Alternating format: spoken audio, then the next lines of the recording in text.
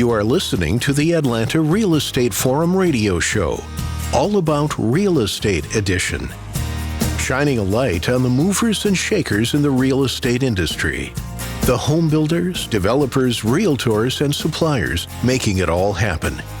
And now, here are today's hosts.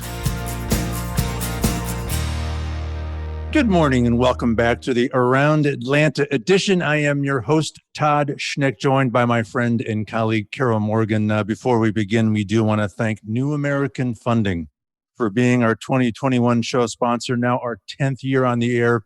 It has been wonderful having them as our partner. All right, Carol, this is going to be a neat conversation, neat book, neat lady. I'm looking forward to it.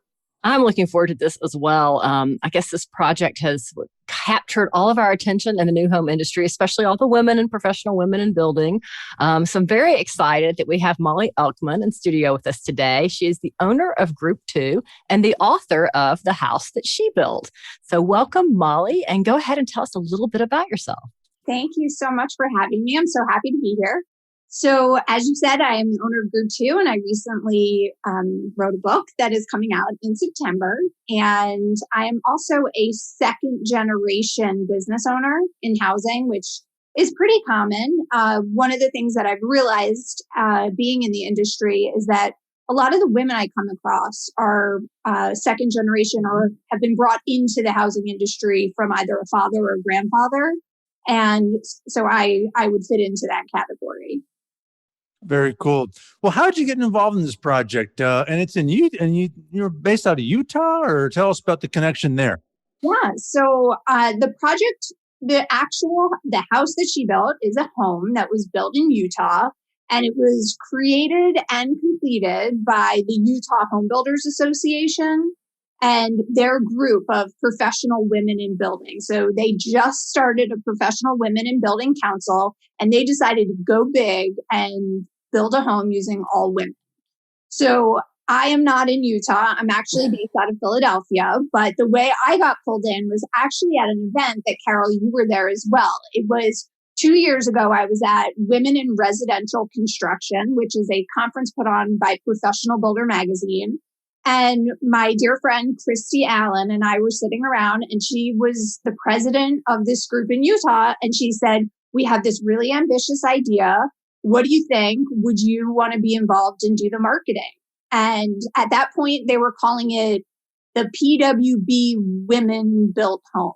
So we got involved and we did all the branding, and we named it The House That She Built. And it's become a nationally recognized project in Utah.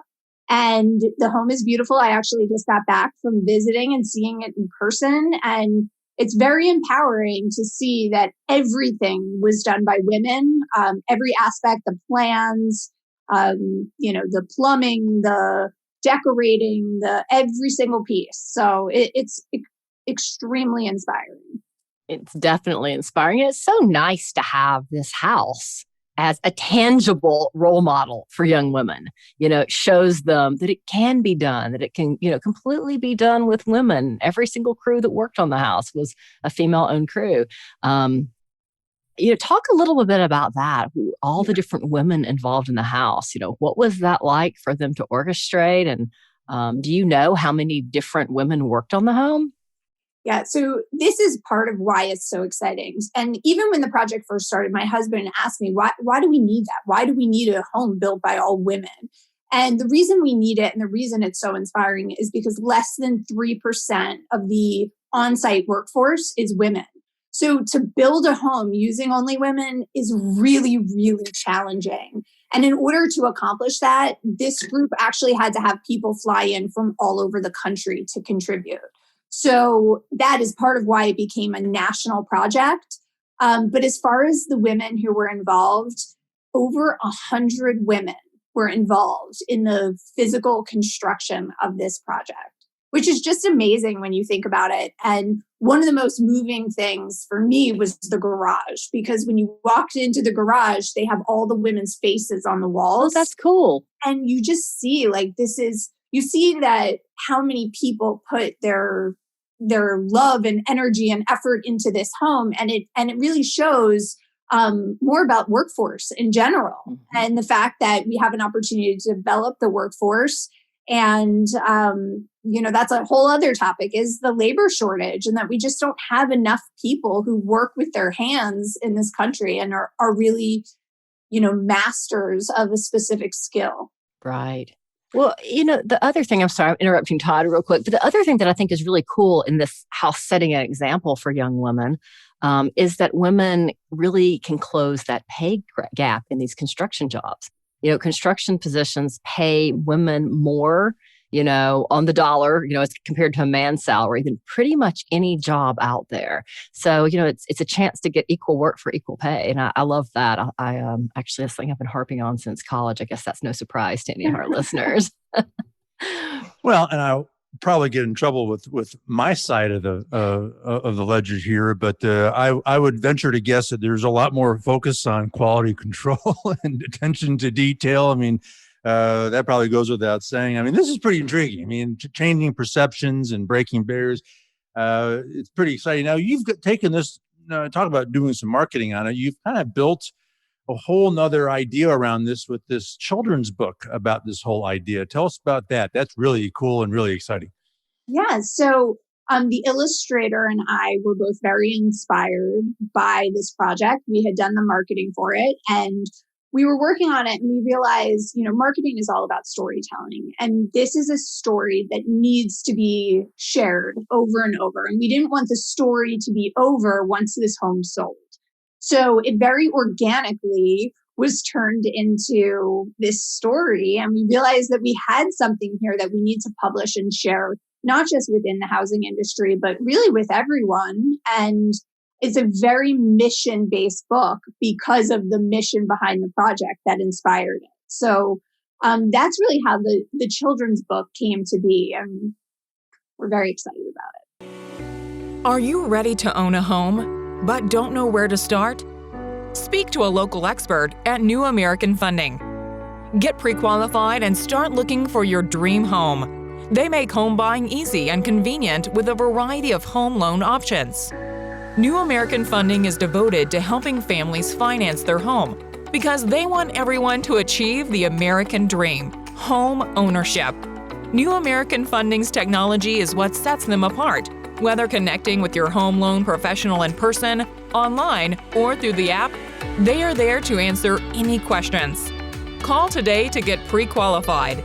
For more information, call 678-898-3540. That's 678-898-3540.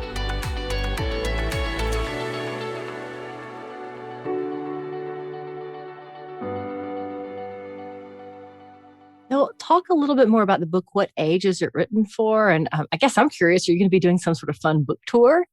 Yes. So there will be a book tour. We've had a lot of interest. For example, Habitat for Humanity has invited us to do some readings on actual job sites. The book is hopefully going to be in some amazing venues and in a lot of different places. My intent is for everyone to know what the house that she built is. As far as the age group, it's interesting. We did have it categorized with a specific age group, and it's a little bit older than I was even expecting. And I think it's because some of the words are a little big. So it is K to third. Okay. So I was thinking we were going to be more of a younger audience, but it's actually a perfect range because part of workforce development is getting in front of parents and teachers, because so much of the conversation and the way children form their identity and think about their future is coming from the adults in their life. So really having the parents and teachers involved in that is very helpful. And that's why this age group is so important for that workforce development mission. Oh, what a great age to begin to embed into an individual what's possible and what there's no limits to what they can do. I mean, that's exciting. Now, you mentioned an illustrator. So I suspect there's this would be a fun project to illustrate. I have to be honest, thinking about it. Tell us about that side of the project. Yes. So it's been really fun. So our creative director at Group 2 and I did this together. So I did the wording and she did the illustrations, and we really are a great team and we work together on a daily basis already to do marketing. So to come together and have this project become such a part of our day-to-day life and give us an opportunity to give back to the housing industry, which we love, and really be a part of, this greater mission has been wonderful. It's been really educational as well. As, she was illustrating, we learned a lot about safety compliance, and we learned about what we can show and what we can't show on a job site. And, we had all these ideas, and some, we had to use a certain kind of ladder. We had to make sure that we had those hard hats, and, everything had to be safety compliant. So it also was a learning process, but just so nice because we put the book and the illustrations in front of the age group, and just seeing how they responded to the content and the images just was very exciting. That's so exciting. And for so many reasons. I mean, I think we all grew up thinking, oh, I'm going to be a nurse or a teacher or a vet or a doctor or, a policeman or policewoman. And it'd be nice if, construction worker or slab jacker or home builder or whatever it is, painter was worked into that mix as well, because there's so many fantastically varied jobs and they're all great careers. So, it's not just a job, it's a career. And once you've worked in that career for a few years, you could go out on your own and start your own company. And I think that, kids just don't think of it that way, and parents don't coach them that way. So I'm really excited. I think the book is really groundbreaking. So I see on your background that the release date is September 14th. Yep. So that's when it's available, but where will it be available? So it is actually available for pre-sale now, and we have a website. It's called shebuiltbook.com. And our actual release date is September 14th. It is a symbolic date. It is the date that the actual home's groundbreaking took place. And it is also the week of NEHB's Professional Women in Building Week. So it is symbolic. And we're really looking forward to all the events around the book release. But like I said, you can go and pre-order it now. Very, very cool. Well, Mollie, I'm based in Chicago, and we boast here that we have the world's tallest skyscraper designed by a woman, and that's the St. Regis Tower. And I suspect what this little movement is going to do is the next evolution in this is that there'll be a super tower somewhere that will be built entirely by women. That'll be a fun project, and that'll be a cool book to illustrate and write about too. So very, very cool stuff. What a neat, inspiring story. Before we let you go, Mollie, one last time, where can people go to learn more about it and do the pre-sales? Yep. So it is shebuiltbook.com. And I would love for anyone to check it out and learn more about our mission. And thank you guys for having me on. It was our Absolutely. Pleasure. Mollie Elkman, the owner of Group 2 and the author of The House That She Built. Mollie, great pleasure to have you. Congrats on this project. Good luck with it. And thanks for making some time to join us. Thank you so much. All right. Well, that wraps this week's Around Atlanta edition. On behalf of our show sponsor, New American Funding, my co-host, Carol Morgan, I am Todd Schnick. That's all the time that we have for today. Thank you for tuning in and listening, and we'll look forward to seeing you again right here next week. We'll see you then.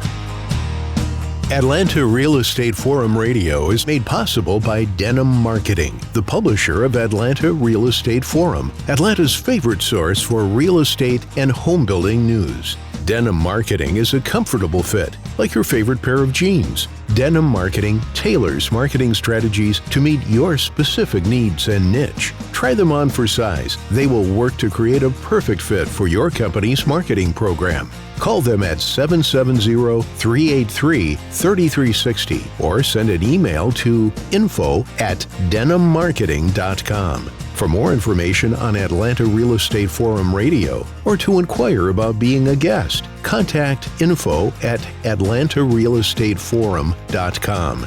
Check out the radio show by visiting atlantarealestateforum.com or by listening to the show on your favorite podcast app. And if you enjoyed today's broadcast, we'd sure appreciate a rating and review on iTunes. Thank you again for listening, and we'll see you next time on Atlanta Real Estate Forum Radio.